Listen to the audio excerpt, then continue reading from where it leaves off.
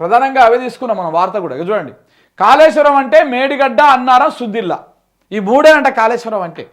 తెలంగాణ ప్రజలు నమ్మాల్సినటువంటి వార్తలాగి ముచ్చట్లాగిది.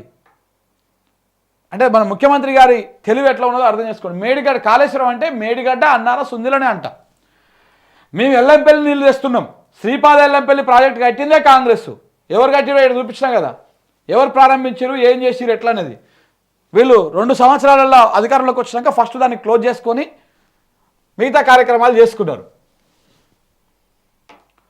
మల్లన్న సాగర్ ఆలోచన చేసిందే కాంగ్రెస్.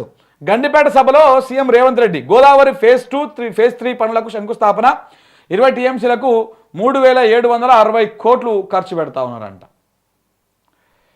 కాళేశ్వరం కామధేనువు కూలిందని అబద్ధం చెప్పినందుకు రేవంత్ ముక్కు నెలకు రాయాలి. వారం క్రితం కాళేశ్వరం కూలిందని ప్రచారం, ఇప్పుడు మల్లన్న సాగర్ నుండి నీళ్లు ఇస్తున్నాడు. కాళేశ్వరం కల్పతరువు అని సీఎం చెప్పకనే చెప్పిండు. స్కామ్ కోసమే మూసీ నది పునర్జీవం స్కీమ్ పెడతా ఉన్నాడు. 1,100 కోట్లతో అయ్యే ప్రాజెక్టుకు 7,400 కోట్లు ఎందుకు పెంచిరు? ఇది నిజంగా కూడా ఆలోచించాల్సినటువంటి అంశం.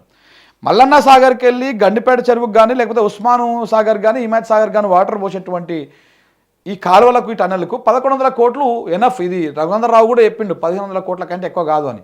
మరి ఈయన 7,300 కోట్లు పెడుతున్నాడు. ఎందుకు పెడుతున్నాడో అర్థమవుతలేదు గంత. సరే 1,100 కోట్లు అన్న కాడ 1,200 కోట్లు లేకపోతే 2,000 కోట్లు అయిందంటే అనుకోవచ్చు, అటు ఇటు ఏమైనా మారినాయి రేట్లు అని చెప్పేసి.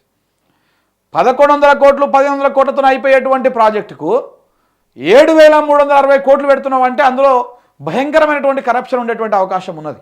దాంట్లో ఏమీ అనుమానం లేదు. ఎందుకు పెడుతున్నారు అంతా? ఎందుకు పెంచిరు అంతా? ఎవరి కోసం పెంచిరు? ఎవరి సంచులు నింపడానికి పెంచిరు? ఇది కదా అసలైన స్కామ్ అంటే. దీని మీద కదా విచారణ జరగాలి.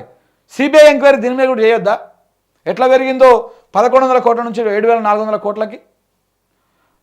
స్కామ్ కూడా ఇన్స్టాల్మెంట్లో చేస్తున్నారు. కేంద్రం బ్లాక్ లిస్ట్లో పెట్టిన కంపెనీకి కాంట్రాక్ట్లు ఎందుకు ఇచ్చారు? నిన్న కేటీఆర్ గారు తెలంగాణ భవన్లో పెట్టేటువంటి ప్రెస్ మీట్లో భాగంగా ఆయన మాట్లాడినటువంటి మాటలు నిజంగా కూడా 1,50,000 కోట్లతోటి ఈ మూసి పునర్జీవం అనేటువంటి స్కీమ్ తీసుకుంటా ఉన్నారు.